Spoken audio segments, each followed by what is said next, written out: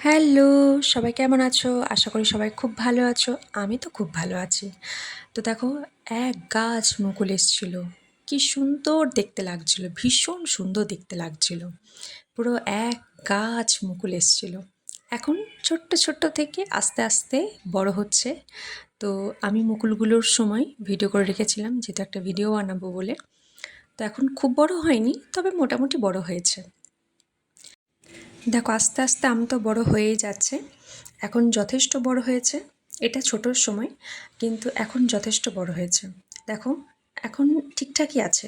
তো এখনও অবধি আমফান, ফণি বা যশ এরকম কিছু এসে পৌঁছয়নি। তো এখনও আপাতত ঠিক আছে, আম গাছে যথেষ্ট আম আছে বলতেই পারো।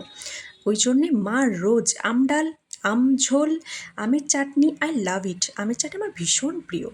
তো তোমরা জানতে থাকো তোমাদের আমের কোন প্রিপারেশনটা রোজ খাচ্ছ আর কেমন লাগে এখন। বাই।